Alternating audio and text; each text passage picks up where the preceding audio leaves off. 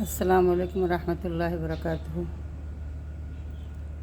اعوذ باللہ من الشیطان الرجیم، بسم اللہ الرحمن الرحیم۔ شروع کرتی ہوں اللہ کے نام سے جو بہت بڑے مہربان نہایت رحم والے ہیں۔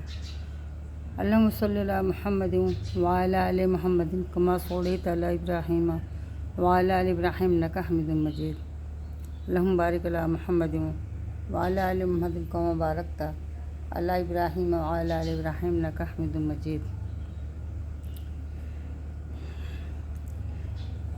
رمضان شریف کے رحمت و مغفرت کے ماحول سے گزرے ہوئے انسان کو قرآن کریم کی علوم کی طرف متوجہ کرنے کے لیے دینی مدارس کا تعلیمی سال شوال سے شروع ہوتا ہے، جو یقیناً رمضان المبارک کے نورانی فضا سے قرآن کریم کے ساتھ ایک والہانہ تعلق پیدا ہوتا ہے، اس لیے کہ حافظ قرآن سے تراویح سن کر اور لوگوں کو قرآن پڑھتا ہوا دیکھ کر شوق بڑھتا ہے۔ اگر اس ماحول سے متاثر بچوں کو دینی مدارس میں داخلہ مل جائے تو پھر وہ ایک اچھے حافظ و عالم ہو کر تیار ہو جائیں اور پھر تمام خاندان کو دیندار بنانے کا ذریعہ بن سکتے ہیں۔ آج دنیاوی فنون و معلومات کی قدم قدم پر ضرورت کے باوجود دینی علوم اس سے بہتر بہت زیادہ اہم اور ضروری ہیں۔ نماز روزہ ادا نہ ہوں اور عمر بھر کی آخرت کی یہ کمائی ضائع ہو جائے، اس خطرے کا ہمیں احساس نہیں رہا۔ اللہ تعالیٰ رحم فرمائے، بس اب تو روزہ نماز بھی انسانوں کے ذہن و دماغ میں نمازی ہونے کا تصور دینے کے لیے رہ گیا ہے۔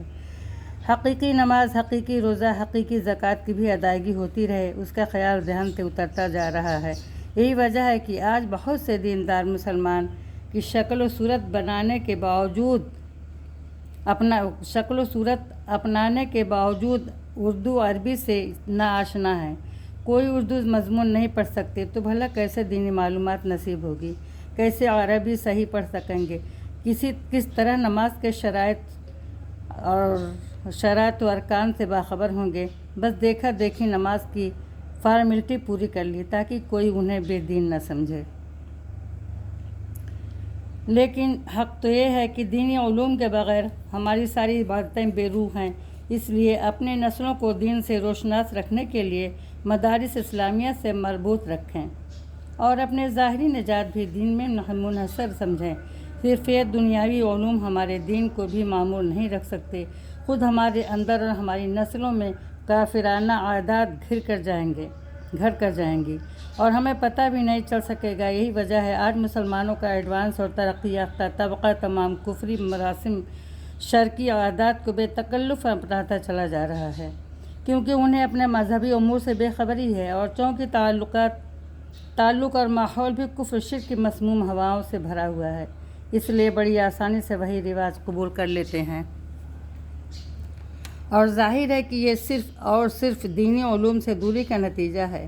اس لیے جو حضرات اپنے بچوں کو انگریزی ہندی پڑھا کر اس میں رکھنا بھی چاہتے ہیں، ہم ان سے بھی گزارش کرتے ہیں کہ اپنے بچوں کو قرآن کریم اور دینیات، نماز روزہ وغیرہ کے شرائط میں صحت اور ارکان سے باخبر رکھنے کے لیے مستقل ٹیوشن کرانے کا بندوبست کریں، ورنہ یہ اولاد برباد ہو کر رہ جائے گی، آپ کے اور قوم کے کام نہ آ سکے گی، بلکہ اسلام دشمنی کے لیے دشمن انہیں استعمال کرنے لگیں گے۔ جبکہ اللہ تعالیٰ نے حضرت آدم علیہ السلام کے خلافت عرضی کا استحقاق صرف علم کی بالادستی کو قرآن کریم میں بتلایا ہے۔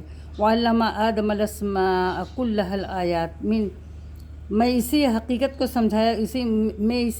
کو سمجھایا گیا کہ فرشتوں کو بھی حضرت آدم علیہ السلام کی علمی بالادستی پر سنجیدہ کرنا پڑا اور ساری کائنات کو وَسَخَّرَ لَكُم مَّا فِي السَّمَاوَاتِ وَالْأَرْضِ الْآيَاتِ کے ذریعے آدم و اولاد آدم کے نام عرضہ کیا گیا۔ جب کارکنان قضاء و قدر یعنی نورانی مخلوق ملائکہ آدم علیہ السلام کے علم پر سجدہ ریز ہو گئی تو ارض و سما، شمس و قمر، ستارے سیارے بیچارے کس شمار میں ہوں گے۔ السلام علیکم ورحمۃ اللہ وبرکاتہ۔ آئندہ انشاءاللہ بعد میں